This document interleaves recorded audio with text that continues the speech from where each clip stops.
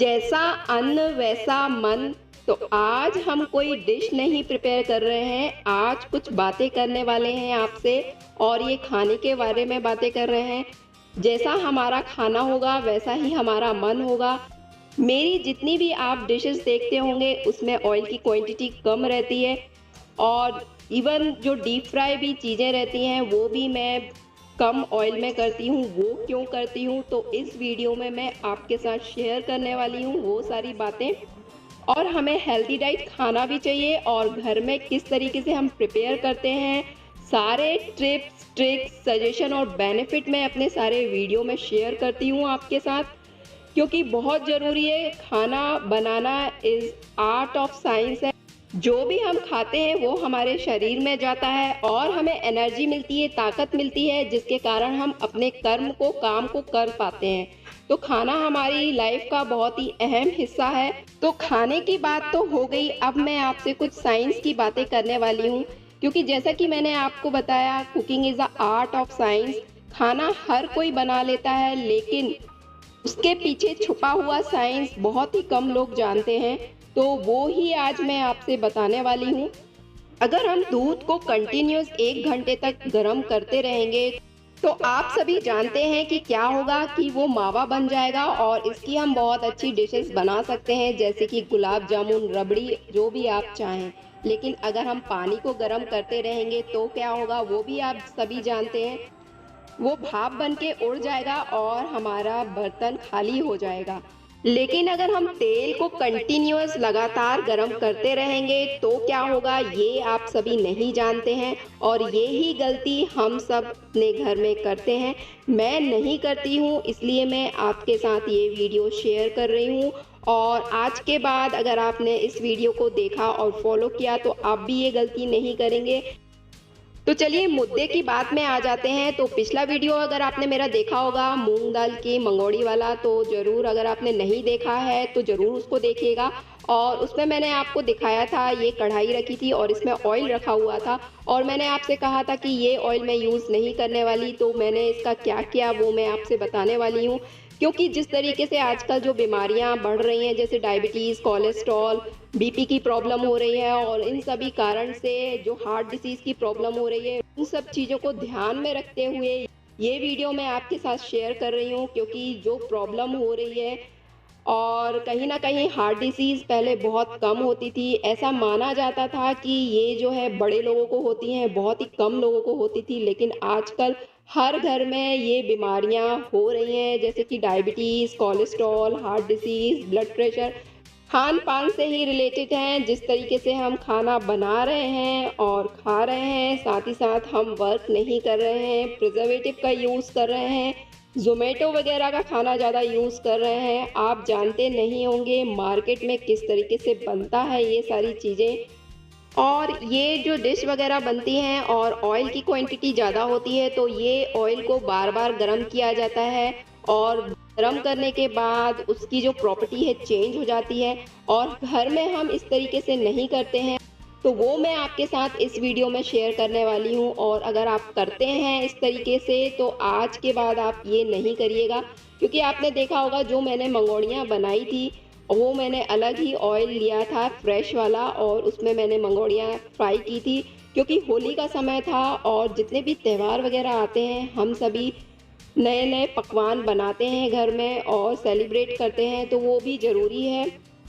तो हम सभी करते ही हैं, लेकिन उसके बाद जो ऑयल बच जाता है जैसे डीप फ्राइंग के बाद, तो उस ऑयल को हम किस तरीके से यूज़ करें वो मैं आपसे शेयर करने वाली हूँ। तो ये जो ऑयल जब बचा हुआ था तो मैंने इसका क्या किया वो मैं आपको बताने वाली हूँ। और जो मैंने बॉक्स रखा था आपसे बताया था, तो उसके बाद मैंने न्यू ऑयल लिया था, नया फिर से फ्रेश लिया था और बाकी के मेरे दूसरे दिन मैंने ये मंगोड़े फ्राई किए थे। तो होली में, दिवाली में इस तरीके की चीज़ें होती हैं, हम डीप फ्राई करते हैं और जैसा भी जो भी स्नैक्स मैं डीप फ्राई करती हूँ तो उसके बाद जो ऑयल बचता है उसमें फिर से हम डीप फ्राई नहीं करना चाहिए, उसको अलग पर्पज़ से रखना चाहिए।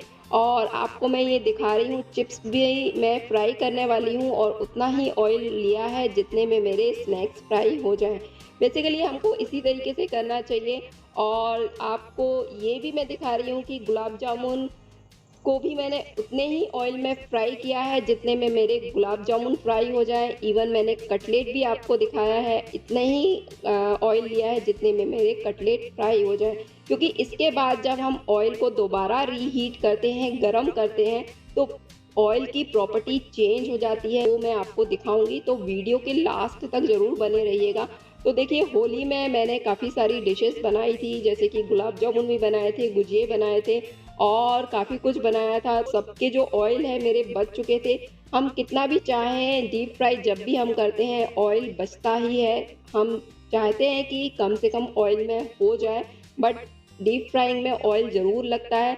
तो ये सारे ऑयल को हम फेंक तो नहीं सकते, क्योंकि ऑयल बहुत महंगा भी होता है। एक बार अगर आपने कोई चीज़ बनाई, जैसे मंगोड़े वगैरह या कुछ भी आपने डीप फ्राई किया, उसके बाद फिर से उसमें डीप फ्राई नहीं कीजिए। जब भी आपको डीप फ्राई करना है, तलनी है कोई चीज़, तो नया फ्रेश ऑयल लीजिए।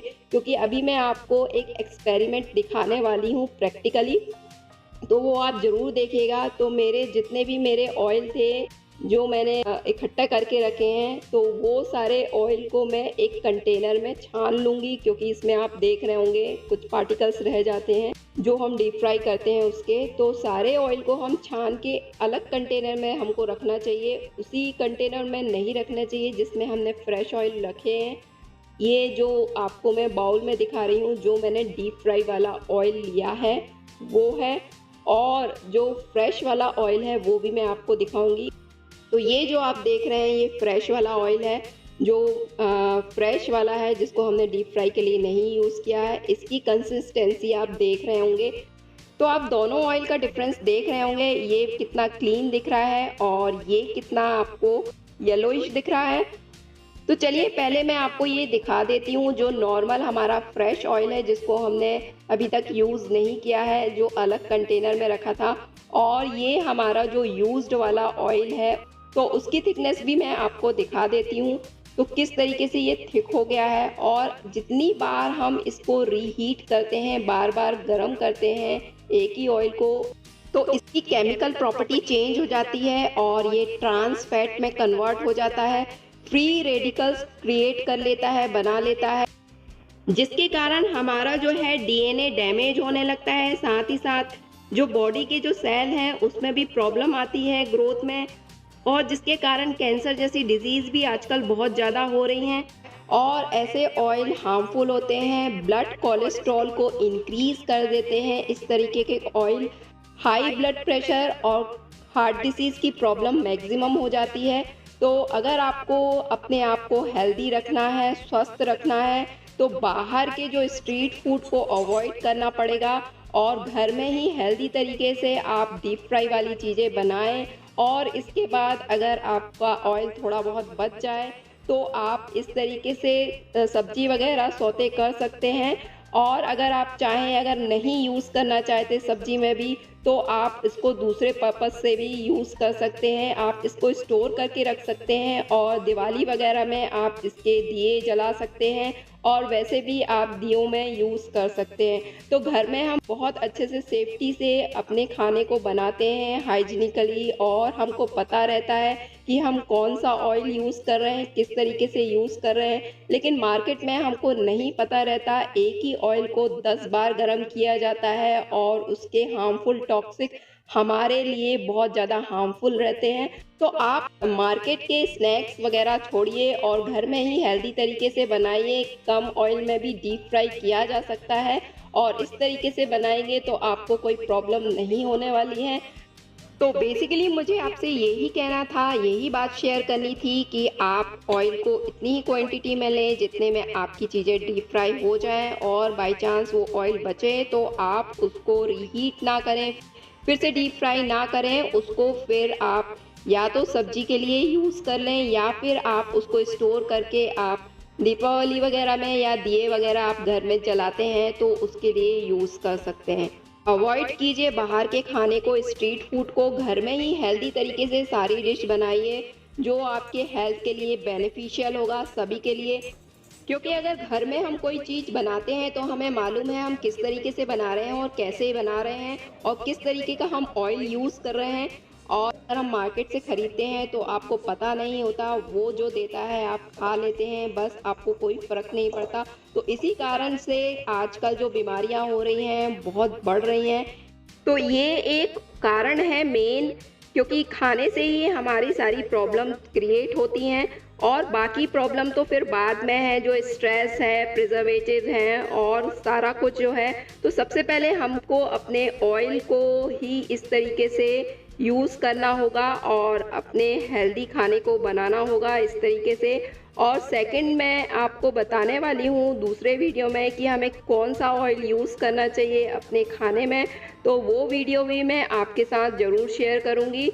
तो अगर आपको मेरा ये वीडियो और मेरी इन्फॉर्मेशन पसंद आई हो तो इसे लाइक, शेयर, सब्सक्राइब कीजिएगा और बेल आइकॉन ज़रूर प्रेस कीजिएगा ताकि आने वाले वीडियो का नोटिफिकेशन आपको मिल सके। So thank you for watching this video and do very good care of yourself.